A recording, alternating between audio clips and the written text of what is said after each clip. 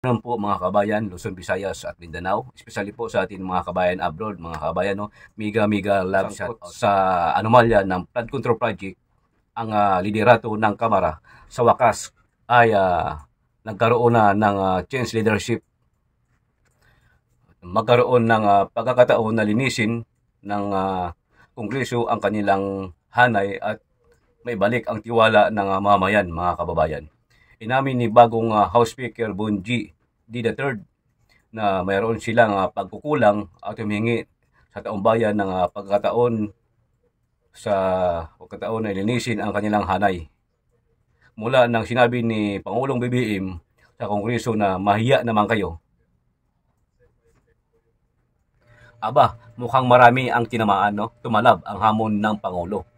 Sa mga nagaganap recently, kayang-kayang matanggal ang amag ng corruptions once for all.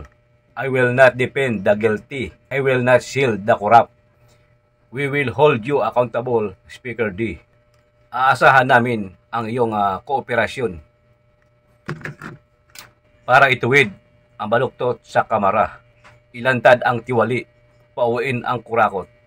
Mga kababayan po, ay bumaba na po si Speaker Congressman Romualdez po at pinalitan po siya ni Congressman Faustino Bonji D. III, no, mga kabayan, para sa bantayan ang hanay ng Kamara, mga kababayan. We will be watching you. Tutukan namin ang inyong pamumuno, Congressman Speaker Faustino D. Bonji D. III, at ipapanalangin namin ang iyong pagsugpo sa katiwalian sa Kongreso, no? Need namin ng maraming prayers, kaya mauna na ako, mga kababayan. Kailangan ni bagong House Speaker ang malaking walis at daspan kasi maraming linisin sa Kongreso at maraming kalat na linisin si Speaker D, mga kababayan. Kalat na madikit at kapit na kapit, kalat na mabaho at umaalingaw-ngaw ang sangsang, at kalat na dumidikit sa sulok ng maraming sulok ng Kongreso, mga kababayan. General cleaning begins. Lahat ng sulok, lahat ng mga nakasiksik ay dapat linisin ng ating bagong Speaker, Congressman Faustino Bonji D. III.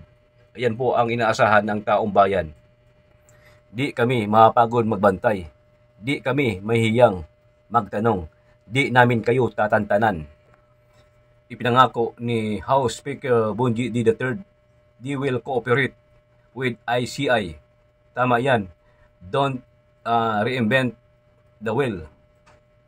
May independent commission na sa kalibre ng mga commissioners, siguradong may hustisya, ipaubaya na di ang investigasyon sa ICI at focus na siya sa general cleaning, mga kababayan.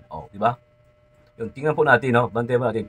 Huwag po tayo magpagod na lahat pong mga anomalya ng flood control project ay dapat natin i-report agad kung ano pong mga nangyayari sa bayan natin o sa city natin, mga kababayan.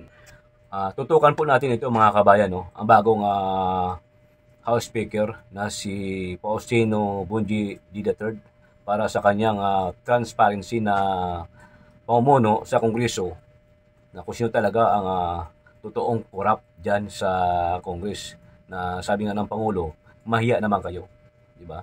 Kaya marami pong tinamaan doon, mga kababayan.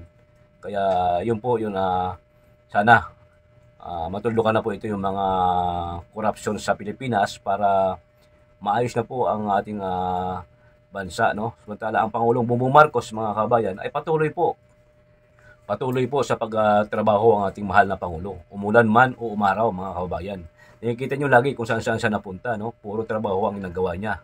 Kaya ayun po, mga kababayan, no? Bilib na bilib po tayo sa ating mahal na Pangulo, kahit ano po yung kanilang mga pagbabatikos ng taong bayan, para wala po silang naramdaman, wala po silang nakikita, dahil po ang kanilang paniwalaan ay sa kabila, mga kabayan. Di ba? Dapat po natin ay tingnan din ang gawa ng ating mahal na Pangulo sa kanyang administrasyon, di ba? Hindi niyo po kasi nakikita dahil bulag po kayo, mga kabayan. Kaya yan po, don't forget po tutukan po natin ang bagong speaker. Ayan, maraming salamat. Thank you.